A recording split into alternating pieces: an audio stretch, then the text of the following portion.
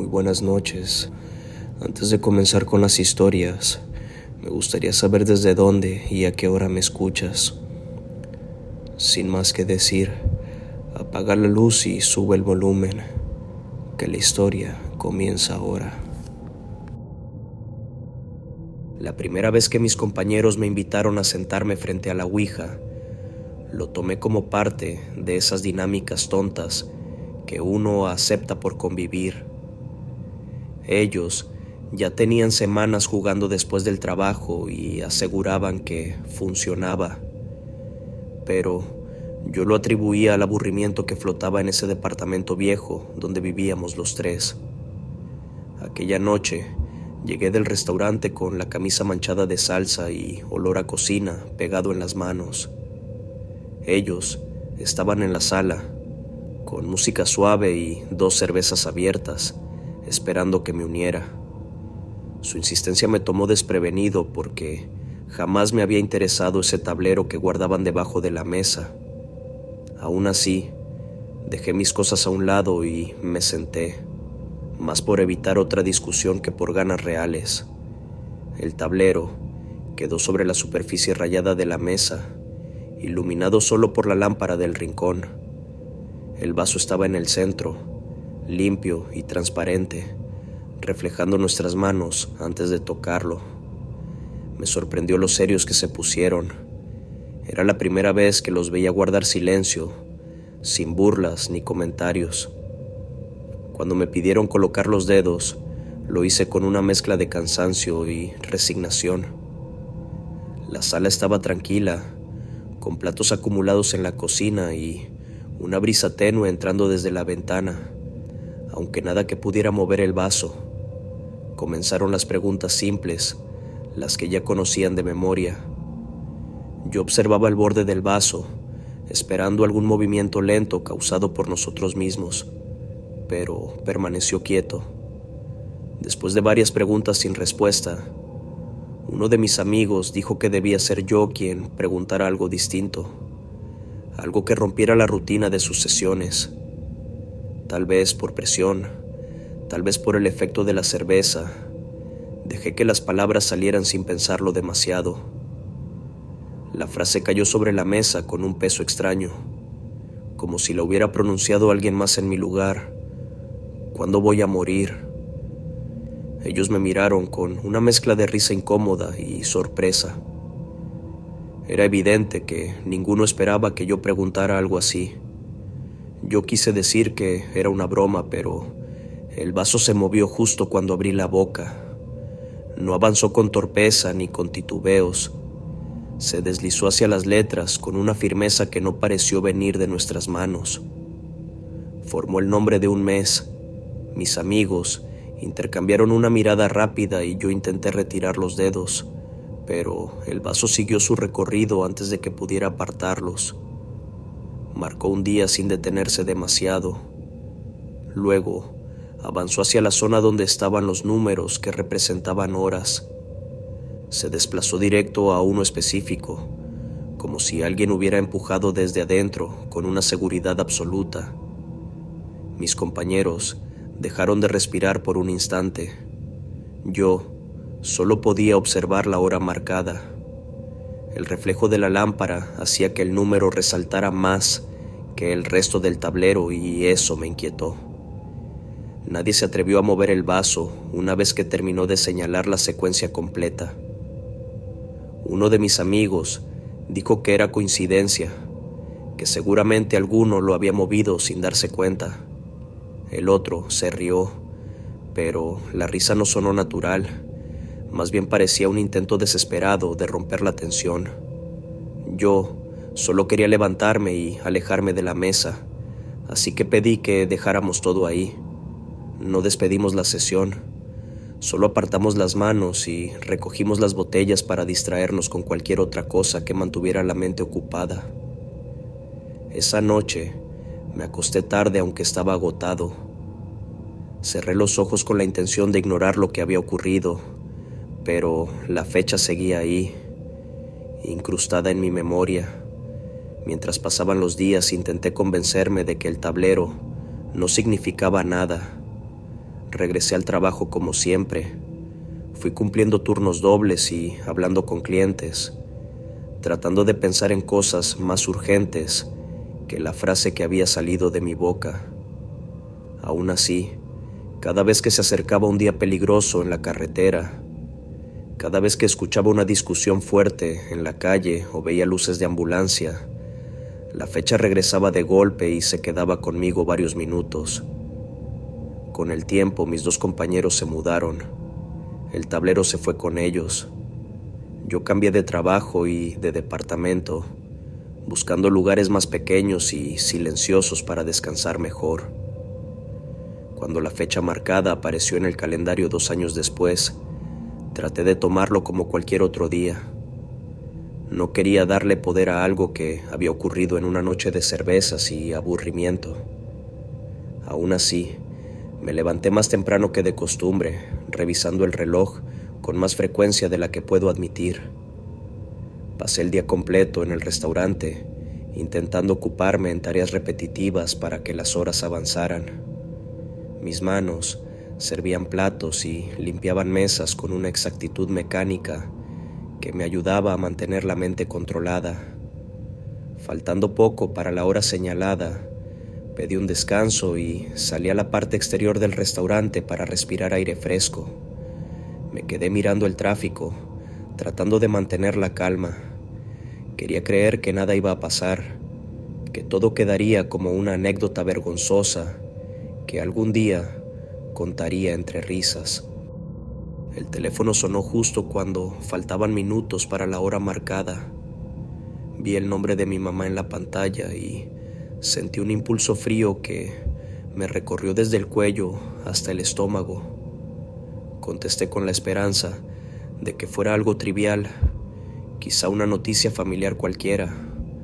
Su voz me llegó temblorosa, rota. Dijo que mi papá había fallecido hace unos minutos, sin aviso, sin ningún síntoma previo. Se desplomó en la casa mientras se preparaba para salir. Mientras ella hablaba, yo observaba la hora en la pantalla del teléfono. Era exacta, la misma que el vaso había marcado aquella noche en el departamento viejo con mis compañeros. Me quedé quieto, sin saber qué decir, escuchando a mi mamá llorar del otro lado de la línea mientras mi mente viajaba 2 años hacia atrás, al reflejo de la lámpara sobre el tablero y a mis dedos temblando sobre el vaso. No entendía cómo una pregunta hecha por impulso podía haberse cruzado con un suceso de esa magnitud. No tenía manera de explicarlo y tampoco buscaba hacerlo. Solo sabía que no volvería a tocar un tablero aunque me lo pidieran, aunque insistieran, aunque dijeran que no pasaría nada. Hay preguntas que jamás deben formularse, y esa noche lo entendí con una claridad que todavía me duele. Desde entonces, cada vez que veo un tablero en alguna tienda o en alguna foto de internet, siento un escalofrío breve pero profundo que me recuerda que hubo una noche en la que una simple pregunta terminó unida a una llamada que cambió todo. La tarde avanzó sin planes, hasta que mi primo dijo que había encontrado un tablero viejo en la casa de su abuelo. Lo sacó, envuelto en un trapo gris que tenía olor a madera abandonada, y lo dejó sobre la cama con un gesto que mezclaba curiosidad y nervios. Éramos 4 y ninguno estaba realmente preparado, pero la idea de usarlo nos atrapó desde el primer momento. La pieza donde estábamos tenía una ventana pequeña que dejaba entrar la luz anaranjada del atardecer, y esa mezcla de sombra y brillo le daba un tono inquietante al tablero, como si yo hubiese estado esperando que alguien lo tocara. Mi primo puso el vaso en el centro y nos pidió que situáramos los dedos apenas apoyados. Yo no sentía entusiasmo, pero había una energía rara en el grupo que me empujó a participar. Las primeras preguntas fueron torpes, casi infantiles, y el vaso avanzó con un movimiento tan lento que parecía que iba a detenerse en cualquier instante.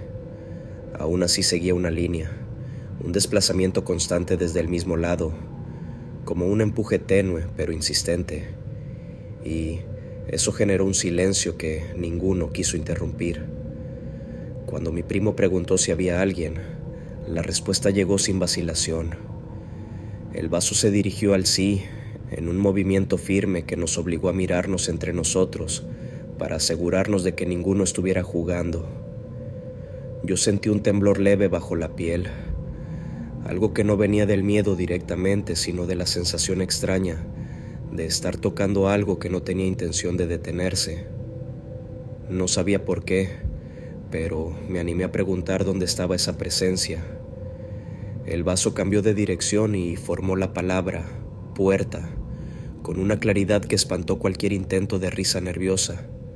La puerta estaba cerrada. Nadie del grupo quiso moverse al principio, pero mi primo, probablemente más motivado por orgullo que por valentía, avanzó hacia ella. El sonido de la chapa girando me pareció más fuerte de lo normal, como si la madera hubiera estado esperando ser tocada. Cuando la abrió, el pasillo estaba vacío. No había movimiento, ni pasos lejanos, ni corrientes de aire. Todo parecía en calma. Sin embargo, el vaso no se quedó quieto. Comenzó a girar sobre sí mismo, cada vez más rápido, siguiendo un trazo circular que sonaba contra el tablero, con un ritmo inquietante. Volvimos a colocar los dedos apenas rozándolo, pero el movimiento continuó sin nuestra fuerza. Era como si el centro del tablero hubiera adquirido vida propia y buscara una dirección que nosotros aún no entendíamos. En ese instante, el perro del patio rompió el silencio con un aullido largo, tan fuerte que nos hizo sobresaltar. Era un perro viejo, acostumbrado a dormir toda la tarde sin reaccionar a nada, así que escucharlo a esa hora y con esa intensidad nos heló por dentro. Aullaba mirando directamente hacia la entrada de la pieza, clavado en un punto invisible para nosotros. Mi primo se asomó hacia el pasillo para ver qué provocaba al perro, pero no encontró nada. Sin embargo, el animal seguía señalando el mismo lugar, como si en vez de ver, estuviera percibiendo una trayectoria. Lo más perturbador fue que su cabeza comenzó a elevarse lentamente, siguiendo un recorrido vertical. No ladraba, no bajaba la mirada, solo seguía con los ojos una línea ascendente, como si algo hubiera comenzado a trepar desde el marco de la puerta hacia lo alto de la pared. El vaso respondió al mismo tiempo, trazando un giro abrupto que lo llevó a chocar contra la esquina del tablero. Ninguno habló, porque todos vimos el movimiento con una claridad absoluta, sin interpretaciones posibles. Mi primo retrocedió 2 pasos sin dejar de mirar el marco de la puerta, y yo me quedé con la sensación de que el aire de la habitación se había tensado, no por peso, sino por dirección, como si algo hubiera cambiado de posición sin hacer ruido. Mi amigo a mi lado dijo que debíamos cerrar la sesión, pero el vaso se detuvo antes de que pudiéramos hacerlo, quedando exactamente al borde del no. No avanzó más, no regresó al centro, permaneció ahí, inclinado, como si estuviera esperando una reacción que ninguno quiso darle. Fue esa inmovilidad repentina lo que terminó de quebrar nuestra voluntad de continuar. Dejamos caer las manos al mismo tiempo. Nadie quería acercarse a la puerta, después de lo que había hecho el perro y del movimiento extraño en el tablero. La pieza parecía encogida, más estrecha que antes, y los 4 nos quedamos quietos, sintiendo que cualquier sonido rompería algo más que el silencio. El perro se calmó unos segundos después, pero nunca dejó de mirar hacia la parte alta del marco, hasta que finalmente retrocedió con el lomo erizado y se escondió cerca de la cocina. Guardamos el tablero sin hablar mucho. La sensación de que alguien había estado justo detrás de la puerta no se desvaneció ni siquiera cuando salimos al patio. Mi primo Trató de bromear para alivianar el ambiente, pero nadie le siguió la corriente. Esa noche nadie quiso quedarse en la casa. Cada uno buscó una excusa para irse, como si la pieza hubiera adquirido una presencia que ya no pertenecía a nosotros. Y aunque tratamos de ignorarlo, los cuatro sabíamos que algo se había detenido detrás de esa puerta antes de que la abriéramos, algo que el perro vio ascender con absoluta claridad. Desde ese día no volvimos a tocar ese tablero. Lo dejaron guardado en un cajón y cada vez que pasábamos por afuera de la pieza, evitábamos mirar el marco de la puerta, recordando la trayectoria que siguió la mirada del perro, porque aunque la casa volviera a la normalidad, esa imagen quedó grabada con más fuerza que cualquier respuesta que pudiera dar un vaso sobre una tabla vieja. El taller de mi amigo siempre tuvo un olor particular, una mezcla de barniz viejo y madera recién lijada que se quedaba pegada en la ropa aunque uno estuviera ahí solo unos minutos. Esa tarde llegué porque él había encontrado algo extraño dentro de un armario que pensaba tirar. Una tabla ouija cubierta de polvo, con las letras descoloridas y un borde astillado que parecía haber viajado por varias manos antes de llegar a las suyas. Me dijo que era una pieza curiosa, quizá antigua, y que antes de quemarla quería probar si aún servía. Yo fui más por acompañarlo que por interés real, pero apenas vi la tabla entendí que no estaba tratando con un objeto cualquiera. La colocamos sobre una mesa rodeada de herramientas, tornillos sueltos y restos de muebles antiguos que esperaban restauración. El foco del techo proyectaba una luz fuerte desde arriba, dejando sombras marcadas en cada rincón del taller. Mi amigo puso el vaso en el centro y me pidió acercar los dedos. No esperaba nada y él tampoco. Lo hicimos con una calma casi aburrida, como si estuviéramos tanteando una pieza sin importancia. Los primeros segundos fueron planos, ni un movimiento, ni un temblor leve. Casi se nos escapa una broma, pero entonces el vaso dio un salto suave hacia un costado, lo suficiente para captar nuestra atención sin dejarnos claro si había sido un impulso involuntario. Ambos nos quedamos en silencio y volvimos a colocar los dedos. Esta vez el movimiento fue más definido, un desplazamiento firme hacia las letras, directo, sin desvíos ni dudas. Mis dedos apenas tocaban el borde, pero el avance se sentía guiado desde adentro del tablero. Escribí una palabra: observo. Mi amigo levantó las cejas, sorprendido. Yo sentí un escalofrío breve, pero punzante en la espalda, como un aviso de algo que aún no entendía. Decidí continuar. Pregunté qué estaba observando. El vaso giró hacia el lado contrario. Avanzó sin detenerse y marcó la palabra ustedes con una claridad incómoda. En ese instante, mi amigo dejó de mirar el tablero. Sus ojos se movieron hacia un punto detrás de mí con una expresión que no había visto jamás en su cara, ni siquiera en los momentos de estrés del taller. No dijo nada al principio, solo levantó la mano ligeramente, señalando un punto en la pared. Cuando por fin abrió la boca, su voz salió tensa, controlada, como si forzara cada palabra para que no le temblara la mandíbula. Hay una sombra detrás de ti, dijo. No reaccioné de inmediato porque pensé que se trataba de una figura cualquiera proyectada por el foco del techo. Me giré despacio, sin separar los dedos del vaso, pero en cuanto miré hacia la pared, sentí que el estómago me descendía como un peso súbito. Había una silueta oscura inclinándose hacia adelante, con una forma alargada que no correspondía a ninguna persona, ni a ningún objeto del taller. Era más alta que yo, más delgada, más extendida. La postura sugería que se estaba acercando con un interés directo, calculado. Lo peor es que la proyección no tenía origen. No había figura física que la formara, ni herramienta, ni mueble, ni nada que coincidiera con esas líneas extendidas que parecían estirarse hacia mi nuca. Mi amigo retrocedió 2 pasos sin dejar de mirar la pared. Yo hice lo mismo, soltando por fin el vaso.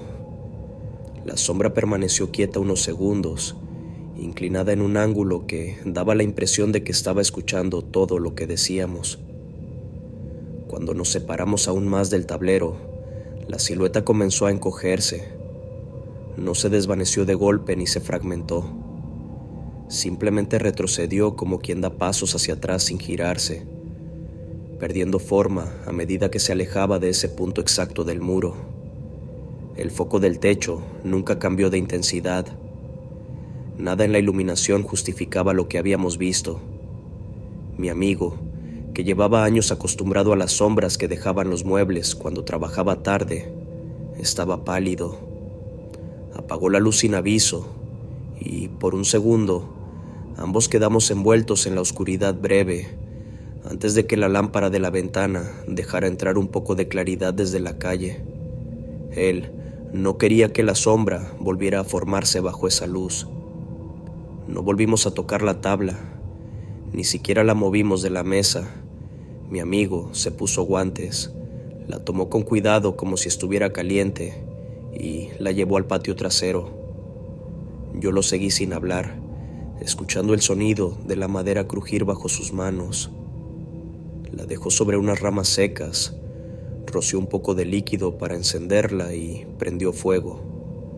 Las llamas subieron rápido, envolviendo las letras como si consumieran algo que llevaba demasiado tiempo atrapado. Ninguno quiso acercarse mientras ardía. Yo observé cómo el humo se elevaba recto, sin desperdigarse, apuntando hacia el techo del taller. Solo cuando quedó un montón de cenizas negras regresamos adentro. La pared, donde había aparecido la silueta, parecía igual que siempre, pero yo sabía que algo había estado allí, inclinado detrás de mí, con una tensión demasiado precisa como para confundirla con un simple juego de luz. Esa noche, mi amigo cerró el taller antes de tiempo. Me dijo que prefería no volver a restaurar muebles provenientes de esa casa vieja donde encontró el armario. Yo tampoco pregunté más. El silencio que quedó después del incendio hablaba por los dos, y aunque intenté convencerme de que todo había sido una coincidencia, cada vez que recordaba la postura inclinada de aquella sombra sentía el mismo punzón helado en la espalda. Nunca volví a entrar a ese taller de noche, y cada vez que veo una pared iluminada desde arriba, reviso sin querer si hay una figura extendiendo los brazos hacia mí, buscando el mismo ángulo en el que se inclinó aquella sombra que no pertenecía a nadie.